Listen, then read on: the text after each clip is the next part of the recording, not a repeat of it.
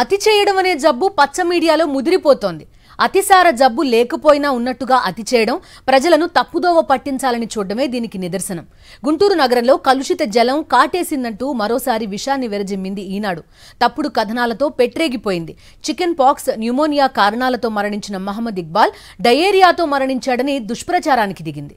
గుంటూరులో నివాసం ఉంటున్న మహమ్మద్ ఇక్బాల్ ఈ నెల 11న సాయంత్రం విరేచనాలు, ఒంటి మీద చీము పొక్కులతో గుంటూరు ప్రభుత్వ ఆసుపత్రిలో చేరాడు. చికిత్స అందించడంతో విరేచనాలు తగ్గాయి. పొక్కులను చికెన్ పాక్స్ గా వైద్యులు గుర్తించారు. బ్లడ్ షుగర్ లెవెల్స్ కూడా 400 దాటి ఉండడంతో డాక్టర్లు పరీక్షించి గోరంట్లలోని అంటువ్యాధుల ఆసుపత్రిలో చేరాలని సూచించారు. ఇక్బాల్ అక్కడికి వెళ్లేందుకు నిరాకరించాడు. జీజీహెచ్లోనూ ఉండకుండా వెళ్లిపోయాడు. 2 రోజుల తర్వాత 15న న్యూమోనియా లక్షణాలతో ఊపిరి తీసుకోవడానికి ఇబ్బంది పడుతూ మళ్లీ వచ్చాడు. అప్పుడు కూడా వైద్యులు జ్వరాల ఆసుపత్రికి వెళ్లాలని సూచించినా వెళ్లలేదు. ఇంటికి వెళ్లిపోయాడు. మళ్లీ తర్వాత రోజున తెల్లవారుజామున 2 గంటల సమయంలో చికెన్ పాక్స్, న్యూమోనియా లక్షణాలతో తీవ్రంగా ఇబ్బంది పడుతూ గుంటూరు జీజీహెచ్కు వచ్చాడు. వచ్చిన అరగంటలోనే మృతి చెందాడు. చికెన్ పాక్స్, అదుపులో లేని మధుమేహం, న్యూమోనియా లక్షణాలు తీవ్రం కావడంతో గుండెపోటు వచ్చి ఇక్బాల్ చనిపోయాడని వైద్యులు నిర్ధారించారు. కానీ అతను నిరాకరించారు. వాళ్ళ ఆవిడ కూడా నిరాకరించి మళ్ళీ తనని ఇంటికి తీసుకెళ్లారు మందులు రాపించుకొని. మళ్ళీ రాత్రి సుమారు 1:45, 2 గంటల ప్రాంతంలో మళ్ళీ వేరే ఓపీ టికెట్ మీద తీసుకొని, కొత్త ఓపీ టికెట్ మళ్ళీ వాళ్ళు రావడం జరిగింది. అప్పుడు అది 16వ తారీఖు ఉదయం ఎర్లీ మార్నింగ్ అవర్స్లో సుమారు 1:45, 2ంటికి మేము మళ్ళీ అతన్ని ఈసారి అడ్మిట్ చేసుకోవడానికి, ఎందుకంటే అతను అక్కడికి వెళ్ళడానికి నిరాకరిస్తున్నాడు. పరిస్థితి, సాచురేషన్ అన్నీ డౌన్గా ఉన్నాయి కాబట్టి మా దగ్గరే అడ్మిట్ చేసుకోవడానికి మేము అంగీకరించి తనకి ట్రీట్మెంట్ మొదలు పెట్టాము.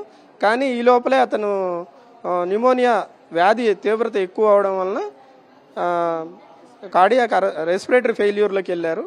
మా వాళ్ళు అతన్ని సిపిఆర్ చేసి రెస్క్యూ చేయడానికి ప్రయత్నించిన వ్యాధి తీవ్రత వలన సుమారు 3-4 రోజుల వ్యవధి గడిచిపోవడం వలన, వ్యాధి తీవ్రత వలన, అంటే 12వ తారీఖు నుంచి 16వ తారీఖు వరకు సుమారు 5 రోజులు గడిచిపోయింది.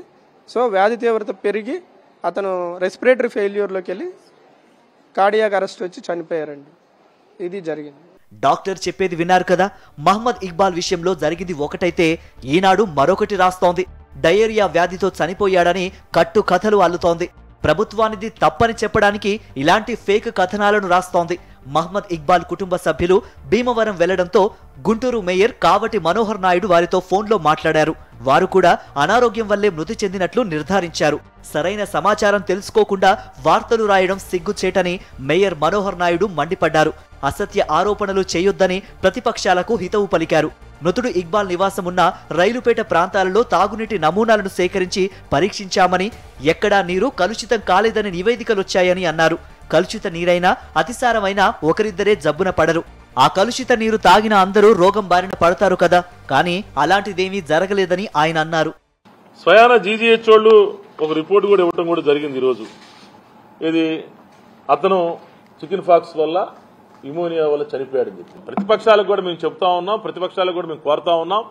దయచేసి ఇలాంటి అసత్యమైనటువంటి ఆరోపణలు మీరు చేయొద్దు. మీకు ఎక్కడైనా సరే ఎటువంటి ఇబ్బంది ఉన్నా కూడా, ఎటువంటి సమస్య ఉన్నా కూడా మేము తక్షణమే మేము స్పందించడానికి మేము సిద్ధంగా ఉన్నాం. ప్రజలు కూడా అధైర్యపడాల్సినటువంటి అవసరం లేదు. మా అధికారుల యంత్రాంగం నిరంతరం 24/7 అర్ధరాత్రి అయినా అపరాత్రి అయినా సరే మేము పర్యవేక్షిస్తాం. ఇతను ఈ ఇక్బాల్ అనే అతను చనిపోయాడు. చనిపోయినటువంటి వ్యక్తి చుట్టుపక్కల ప్రాంతాలలో మీరు పరిశీలించండి. డయేరియా వచ్చేటువంటి ఒక ప్రాంతం, ఒక ఇంటికి స్పెసిఫిక్ గా వెళ్లి ఆ ఇంట్లో ఫలానా పద్మ అనేటువంటి మహిళ ఉంది, లేకపోతే ఆ ఇంట్లో ఒక ఇక్బాల్ అనేటువంటి ఒక భక్తుడు ఉన్నాడు, ఈయనకే డయేరియా రావాలనేటువంటిది ఏం లేదు కదా. ఆ సందు కంటామినేట్ అవుతుంది కదా. ఆ పైప్ లైన్ ద్వారా సుమారు 200 మందో 300 మందో లేదా వీధి ఆ పైప్ లైన్ ద్వారా వచ్చేటువంటి మంచినీటి తాగేటువంటి పరిస్థితి ఉంటుంది కదా. వీళ్ళందరూ చేస్తూ ఉంటారు, వాళ్ళందరికీ కూడా రావాలి కదా. వాస్తవాలను వక్రీకరిస్తూ ఎల్లో మీడియా కట్టుకథలు రాస్తూనే ఉంది. ప్రభుత్వంపై బురద జల్లుతూనే ఉంది. ఎల్లో మీడియావి కట్టుకథలే అయినా గుంటూరు నగరపాలక సంస్థ అధికారులు అప్రమత్తమయ్యారు. ప్రతిరోజు 1000కి పైగా తాగునీటి శాంపిల్స్ సేకరించి పరీక్షలు చేస్తున్నారు. ఎక్కడా కూడా తాగునీరు కలుషితమైనట్లు ఆధారాలు దొరకలేదు. అయినా సరే ఇలాంటి ఫేక్ వార్తలను ప్రచురిస్తోంది ఈనాడు మీడియా.